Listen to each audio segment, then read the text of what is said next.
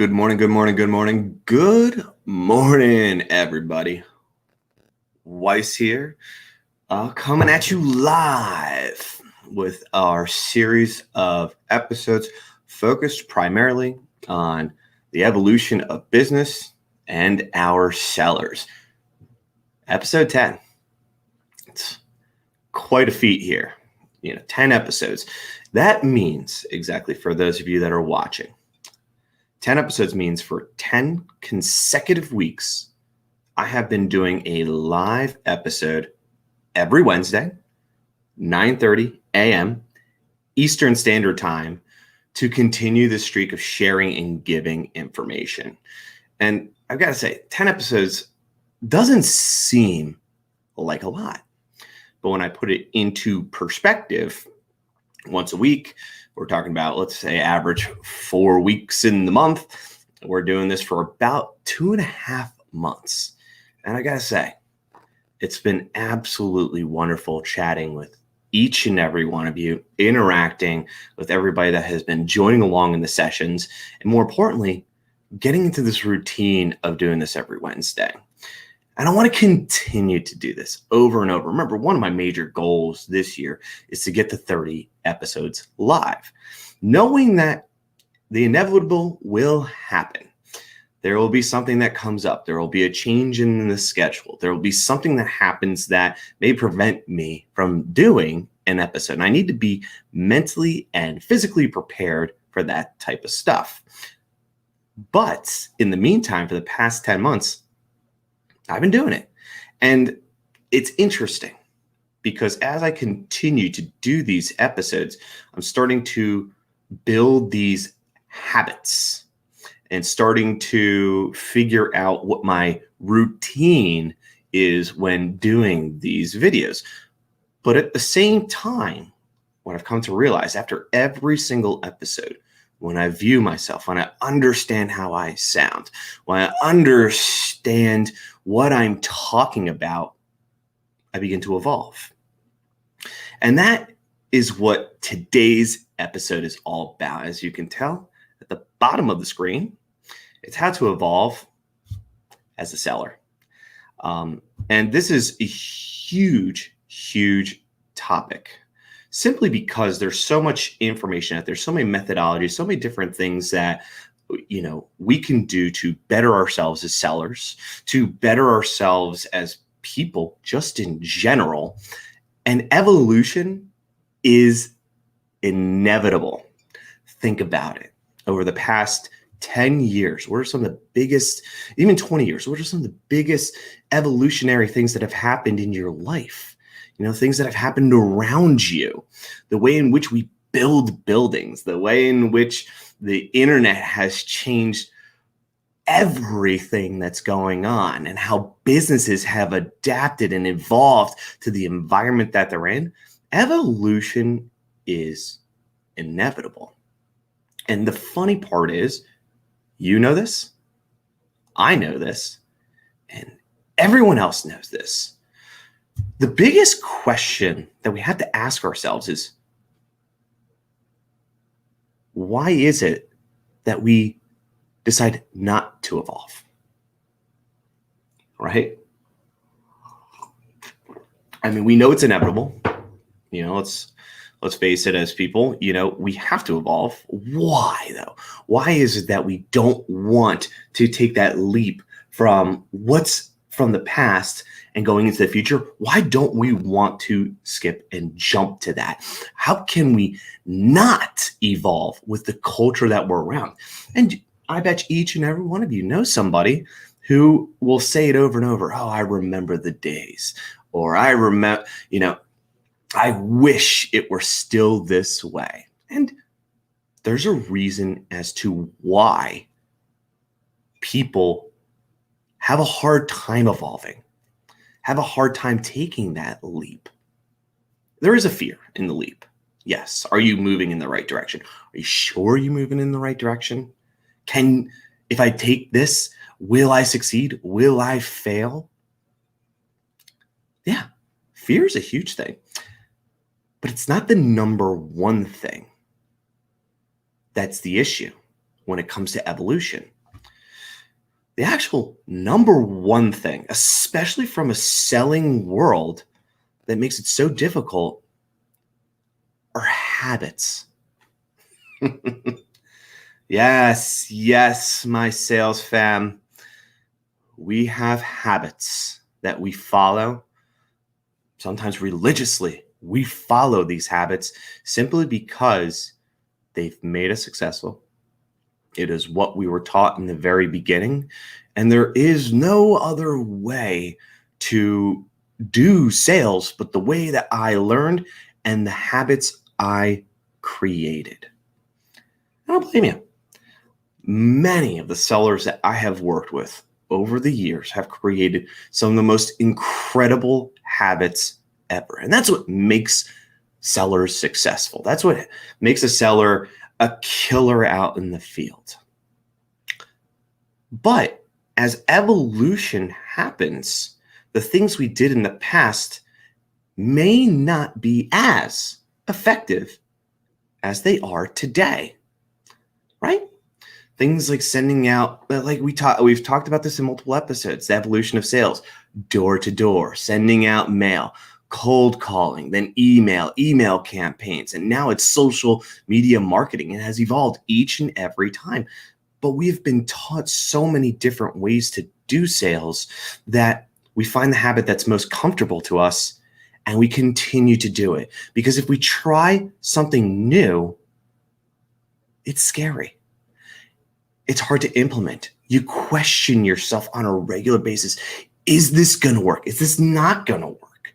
I do it to myself on a regular basis. I know the evolution of this channel, this live stream that I'm doing, is inevitable, but I am super comfortable with where I'm sitting, with the technology I have, the way in which I edit, the way in which I record, the way in which I speak, the way in which I dress.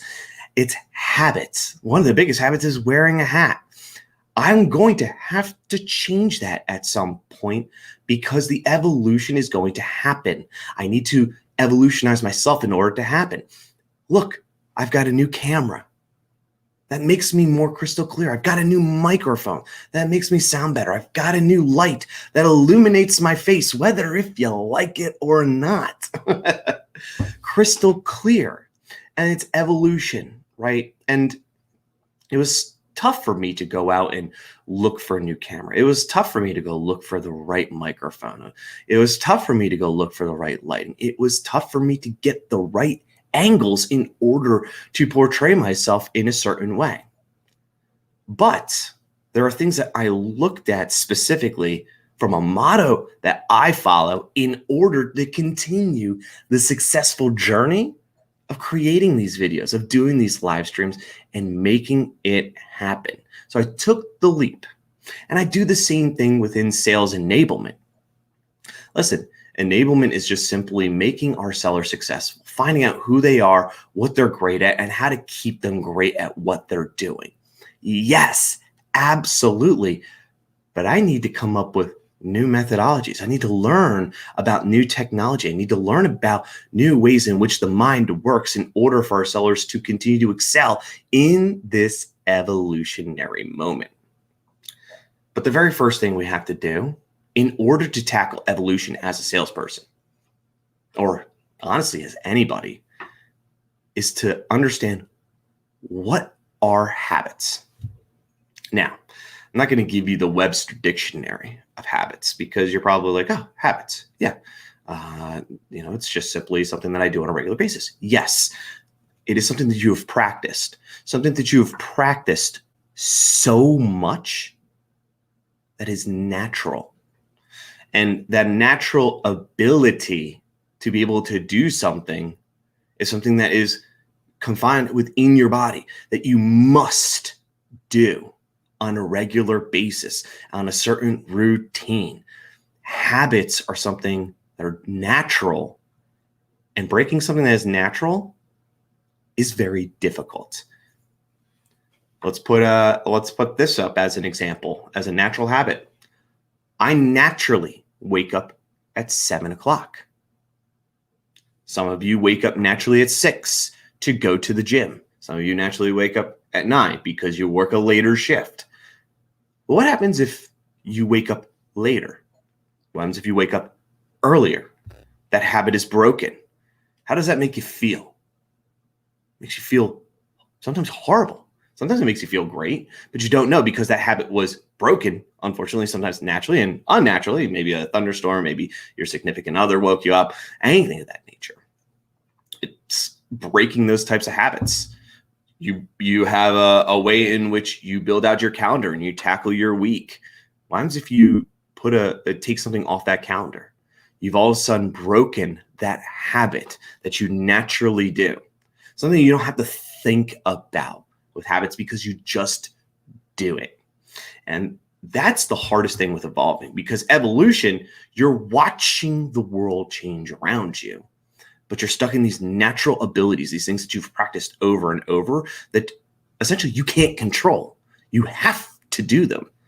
And so something that you have to do because it makes you feel good, why would you break it? And that's the hardest thing right there and then. Habits, habits, habits, and breaking those habits. Listen, we all got habits, and it's okay. The natural ability to do things is good. It's not a bad thing whatsoever, but in order to evolve, you're going to have to break and adjust some of those habits. In today's episode, we want to take a look at exactly how we go about that. It's important because if you don't want to go so far out of bounds that you're completely removing all of your habits, habits aren't a bad thing whatsoever. It just prevents you from evolving. And evolution is important. So we need to take a look at exactly how we can do that. And more importantly, how we can take the right steps to do that. So for me, from a business perspective, there's a few mottos that I follow without a doubt. And it's mottos that I've heard and evolved from other people as well. One of the biggest mottos I follow whenever I join a business or an organization is to simply meet a team where they're at and provide lift. Now, I've had a great colleague in the past who introduced that phrase to me, and it has stuck with me forever. Simply because when you're meeting a team where they're at, the people, when you're meeting the team where they're at and providing lift, you can't just go in and change all the habits of an organization and completely lift it your own way. Some of you have that ability, which is okay, but you need to understand how that business got where it was. It is successful, right? That business is hiring people. That business is making money. But you need to understand how that team got there and then how you can provide lift. And for me, when I do that, I look at two specific things. I look at people and I look at data. People are the number one most important thing for a business. No doubt. The success of a business comes from its people. Absolutely. Because guess what? Without the people, you don't have everything that you needed. You're not filling in the needs of the business, like marketing, like sales, like accounting. Because those people that are part of that are what are making that business successful. So you have to understand right off the bat the people that are within that organization. And the people, it's understanding who they are, the personas that are in front of you, right? The leadership styling, the approaches to how people do things. And one of the most important things are the skills. What is the skill base that those people have that are making that business so successful? Also, you could take a look at the opposite. What are the skills that are missing? What are the pieces of leadership that are missing there in that very moment? Well, great. So we have these people and we're focused on skills and identifying who exactly these people are that are impacting the business in a positive way.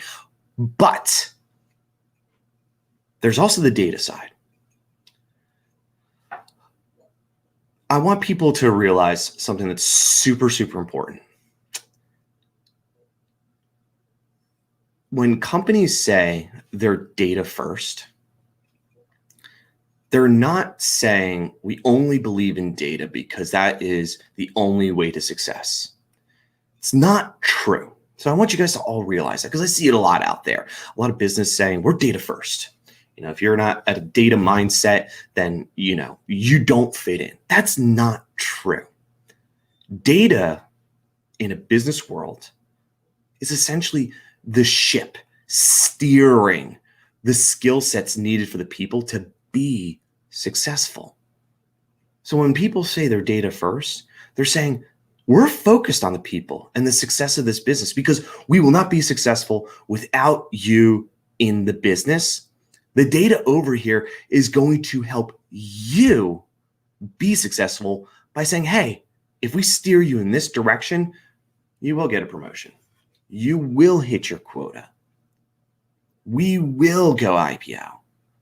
All those different things. The data absolutely steers the ship, but the people are what make it successful. So by looking at the data, and I can say from the people side, I look at the skills, I look at the personas and who are the people that make up this wonderful business.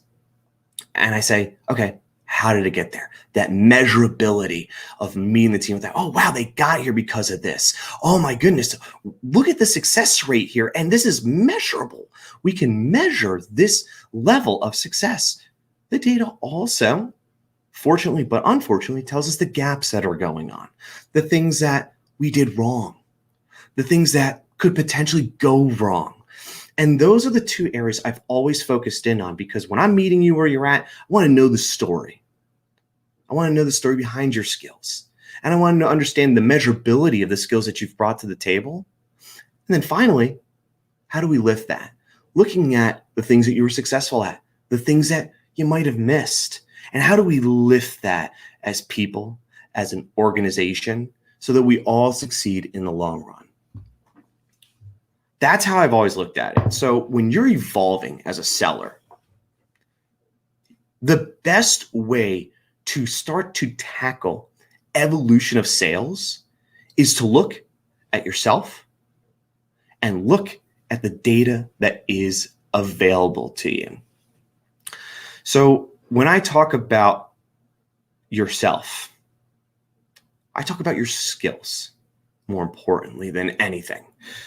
What is your skill base? Are you a great closer?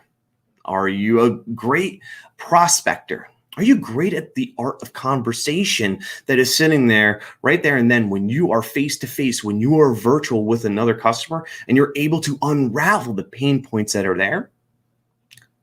I don't know. Do you know, though, is the question. Worked with a lot of sellers in the past, and we naturally go through these habits of just going through sales. Prospect, work the deal, close it. Prospect, work the deal, close it. Prospect, work the deal, close it. But we never dive deeper into the layers of, okay, well, how am I working this deal all the way through? What am I good at? Am I good at pausing and allowing someone to speak? Am I a good listener? Do I know what pain points a customer's having? Do I understand the product? Am I a product expert? Am I a killer at actually closing? These are all skill bases that you need to begin to identify. So one thing I would suggest for you as a seller, early in the year, you need to evolve, and it's time. I think it's more important to time to give to yourself, to invest in yourself as a seller. And this could go for anybody that's watching. So if you're not a seller, if you're a leader, if you're a marketer, if you're anything, you can take this little exercise to yourself and apply it. So let's give this a shot. You take out a sheet of paper, you get a pen. This exercise takes about 5 minutes. And what I want you to do is write down the 3 skills that you feel you are best at in your position. So I want you to write those down. It could be anything. It could be as good as, it could be as far as working deals. It could be as far as technology savvy, all that stuff. Figure it out. So write down those 3. Now, next to each and every one of those skills, what I want you to do is write, how do you know this? Where's the data? So apply your skill to data. So if you are a very good closer, how do you know you're a good closer? Write it down. Write down how you know you are a good closer. Good God. I don't know why that came out funny, but it did. Here's the interesting thing. If you write down these 3 skills that you're very good at, and you can write down how they're measured and showing why you're good at them, congrats. It's amazing. I'm super thrilled for you in the long run. For a lot of you, and I've seen this, and I'll explain a story of how I see this. So a lot of you probably don't know how to measure those habits and skills that you have that make you successful. Right? It's very difficult.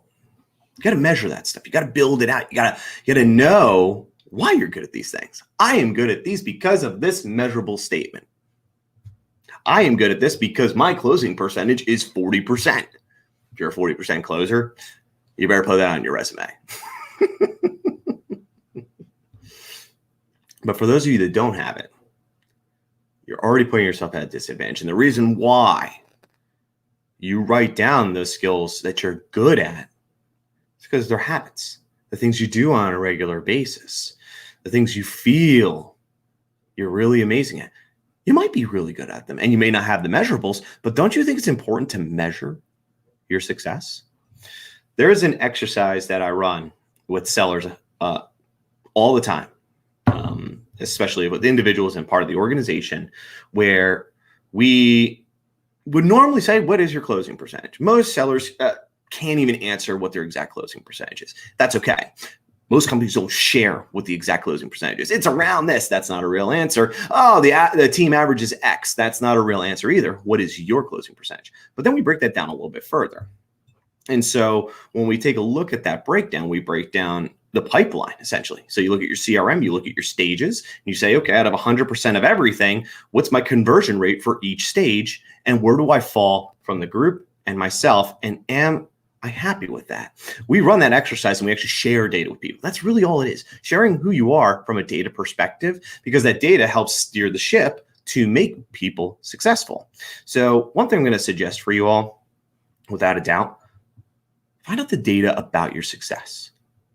Go to your business and let's say I'm a good closer. Get the data around that. How do you know you're a good closer?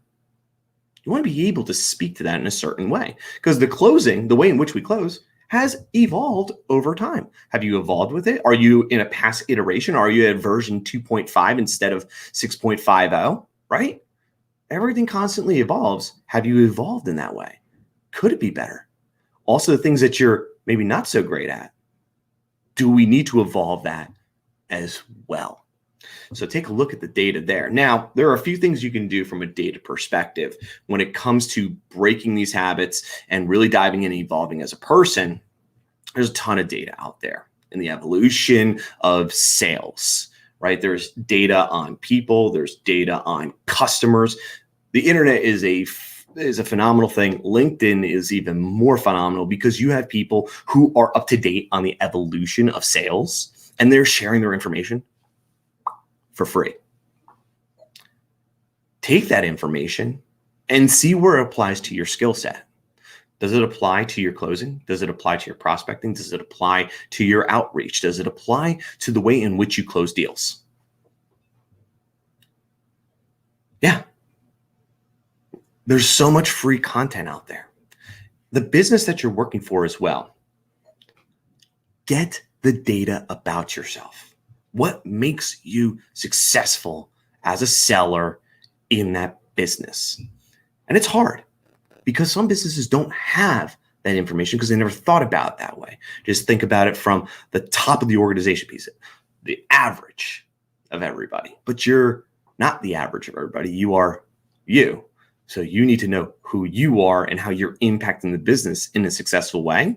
And you want to continue to do that. The business is going to evolve. You need to evolve with the business. And always remember, the business is going to look at that information and help evolve the team, but you also need to evolve yourself too. So ask the business for the CRM data.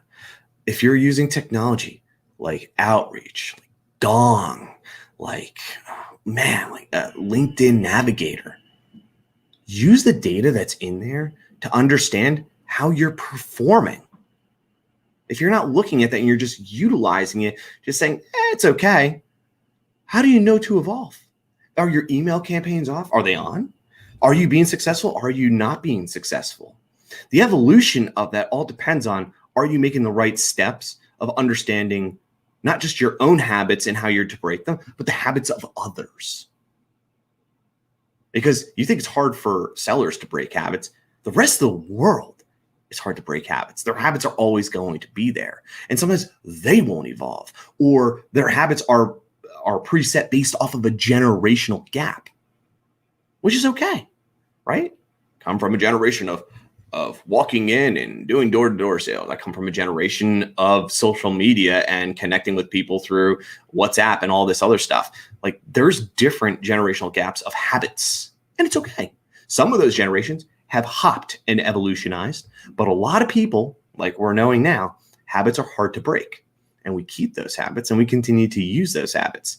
So the data that you're getting is steering the ship of how you're going to evolve as a person, but you need to go in there and look at that data and see where you're successful and where you're not being successful within your business, within the technology you're using, and then use the data that's out there to see what is the next evolution. What are the percentages that are lifting things? And I've seen it a lot, and it's hard because we get defensive as sellers. Say, that's not true. Where's the data? That's not that great. But that's the evolution, right? There are people that are on point with what today's standards are and how to change, but sometimes they don't know how to word it appropriately, right? Know how to word it to us. We're tough, right? We've been successful, but sometimes those people that are out there don't know how to word it correctly. So don't dismiss people just because they don't know how to word it correctly. Try to figure out what they're saying. Take your selling skills, your listening skills, and listen to what those people who are trying to evolutionize the industry and understand your customer base and understand the habits that they have and apply it to yourself of where you're successful based off your data. But remember, data is important. It's steering the ship, but the success is really going to come from you as the person. That exercise we ran about writing down the 3 things that you are great at as a seller has to have measurables behind it. And then all of a sudden, you look at your skills. Listen, your skills are essentially habits that you have. Some are good. Some of them may have been taught incorrectly. I don't know. But most of you have done a really great job, right? The skills that you have built, the confidence that you have built, the way in which you project yourself, the way in which you close has probably evolved when you first started sales and evolved. And then that evolution probably plateaued, right? Plateaued in a way in which that's the way in which you do it. I will not do it any other way but this way. Those habits that you've created are natural because there's a fear and it's hard to break those habits.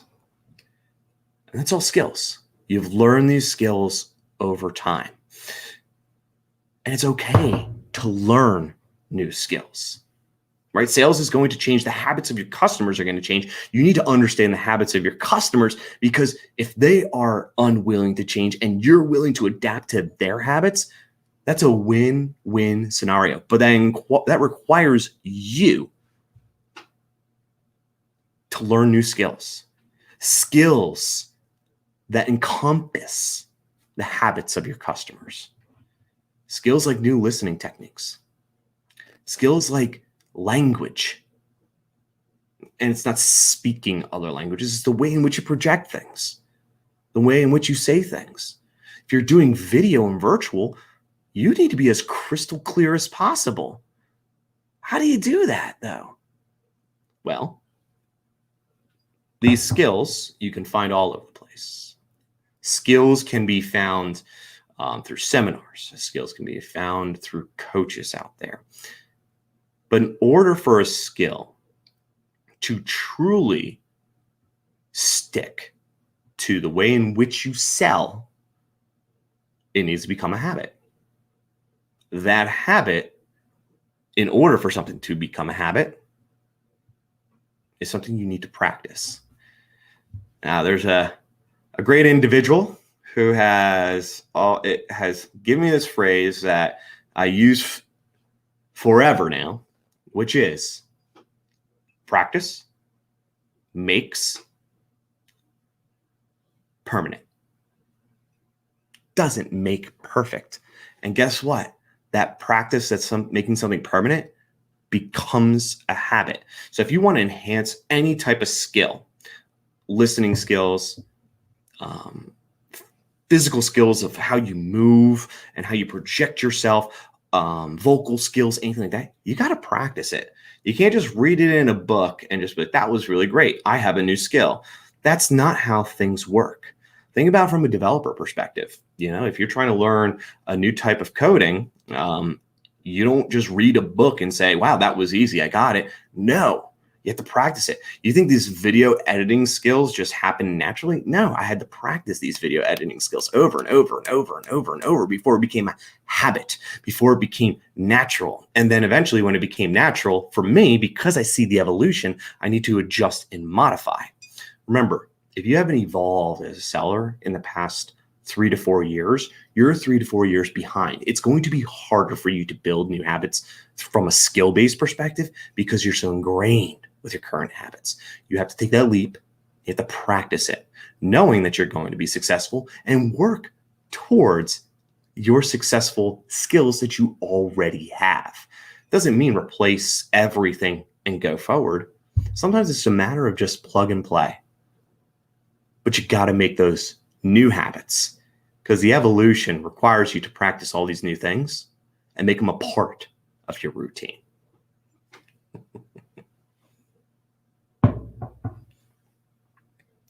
That's right, Tony. Good sales data is essential. It is going to steer the boat. When I look at the data, I say, oh man, how are we going to make our people successful? Because that data directly correlates with the people, the skills, and the success they bring to the business. Rob, thanks for the congrats on the 10th episode.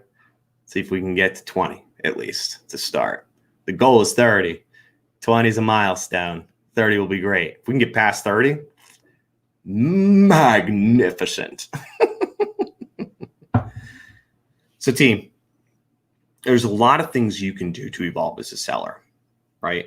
Probably the biggest thing in evolution is to look at the habits that you've created, understand why they're successful, and more importantly, how to adjust.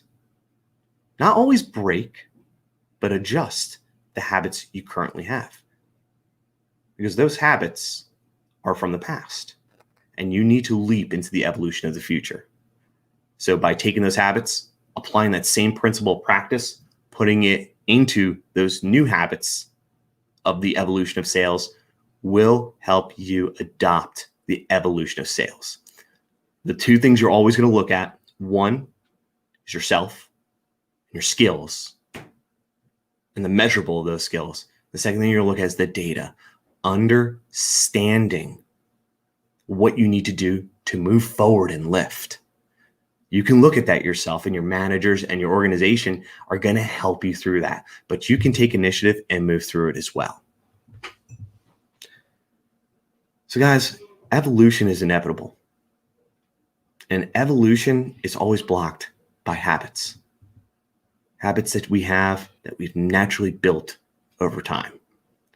In order to evolve, we must adjust and break some of the habits we have in order to evolve to the next generation of buyers, the next generation of customers, and the next generation of sales. I appreciate you all tuning in. Thank you very much. If you guys have any questions, shoot me a direct message, but be sure to take care of each other and be sure to take care of yourself. This is Wei saying, cheers.